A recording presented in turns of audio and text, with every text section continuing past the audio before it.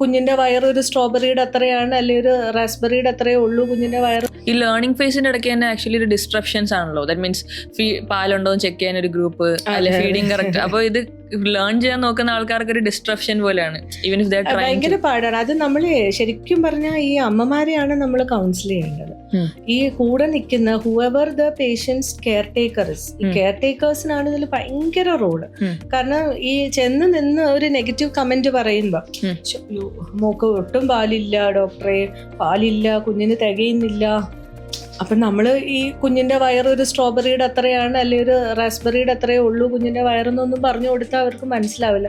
But ശരിക്കും അളവ് അത്രേ ഉണ്ടാവുള്ളൂ. ഇനിഷ്യൽ ഡേയ്സിൽ കൊളസ്ട്രോൾ ആണ് വരുന്നത്, അത് ഒരു ഫ്യൂ ml ഉണ്ടാവുള്ളൂ എന്നൊന്നും പറഞ്ഞാൽ അവർക്ക് അതേപോണ്ടാണ് മനസ്സിലാവില്ല. പക്ഷെ ആ ഒരു കോൺസെപ്റ്റ് നമ്മൾ മാറ്റിയെടുക്കണം ക്ലാസ്സസിലൂടെ, ലാക്ടേഷണൽ അഡ്വൈസിലൂടെ, ലാക്ടേഷണൽ ക്ലാസ്സസിലൂടെ, ലാക്ടേഷണൽ കൺസൾട്ടന്റിലൂടെ മാറ്റിയെടുത്താൽ മാത്രമേ ഈ ഒരു ഈസി ട്രാൻസിഷനിങ് ടു എ മദർ നടക്കുള്ളൂ എന്നാണ് എൻ്റെ ഒരു